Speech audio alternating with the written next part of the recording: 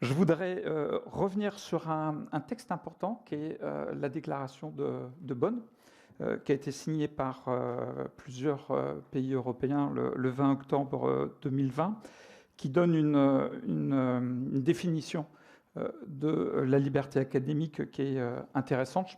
Je me permets de la lire pour les collègues, je suis certain que vous la connaissez.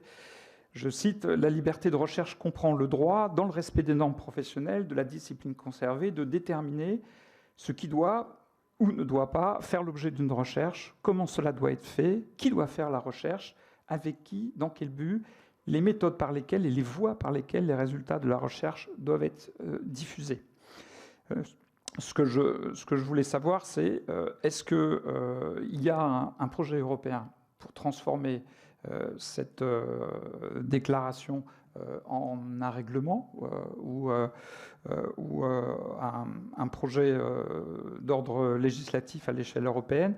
Est-ce que vous considérez que toute la définition de la liberté académique est reprise par le droit français, ou est-ce qu'il y aurait par rapport à cette définition des lacunes du droit français que vous pourriez combler? Et ensuite, vous le savez, il y a une petite distorsion de protection s'agissant des libertés académiques entre les chercheurs qui relèvent des articles L422-1 et L422-2 du Code de la recherche et les enseignants-chercheurs qui relèvent de l'article L952-1 du Code de l'éducation, alors que les mêmes travaillent au sein des mêmes UMR. On ne comprend pas pourquoi ils n'auraient pas les mêmes libertés académiques.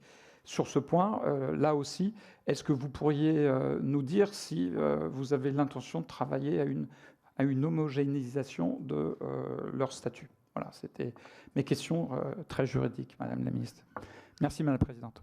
Merci, Monsieur Ouzoulias.